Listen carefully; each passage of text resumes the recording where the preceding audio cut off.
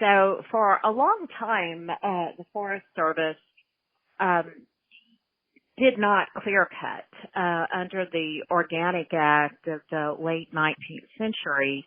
And then in the 1960s, the early 1960s, they started massive clear cutting of national forests for timber production, not just in Texas, but throughout the southern United States, southeast United States, and everywhere really that there were national forests. And the timber industry assumed, as happens, an outsized role in Forest Service decisions.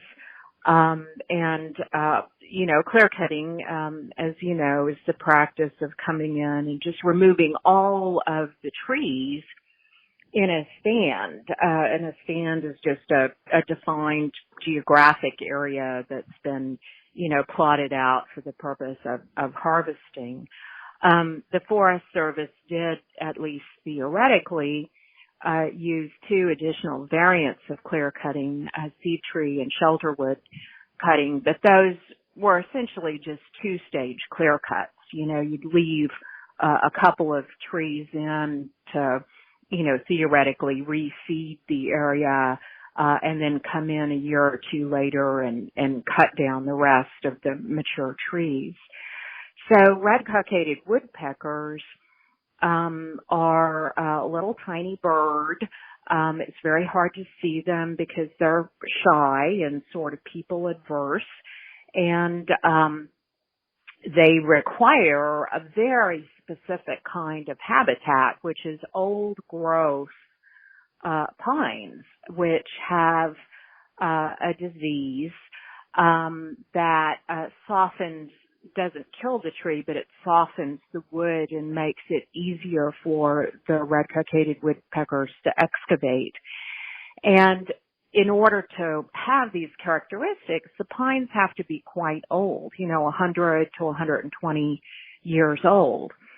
So, of course, that brought this little bird into jeopardy when clear cutting was taking place all over the forests, and so the population declined very, very precipitously.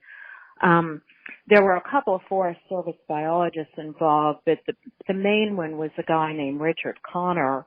And in hindsight, I imagine he was subjected to all kinds of pressure by his employer, but he wrote a draft report that looked at the decline in the woodpecker's population from 1983 through 1987, and concluded that the bird was in great danger of extirpation by, I believe, around 1990. So that report, of course, since it came from the agency, and given the degree of deference that's accorded to federal agencies in these kinds of lawsuits, it was really central to the proceedings. There's plenty of other testimony from other great biologists about what was going on, but I think that the linchpin of the trial court's decision and the thing that the Forest Service really could not overcome on appeal was the fact that its own biologists had said, this bird is about to die out because of the Forest Service timber management practices.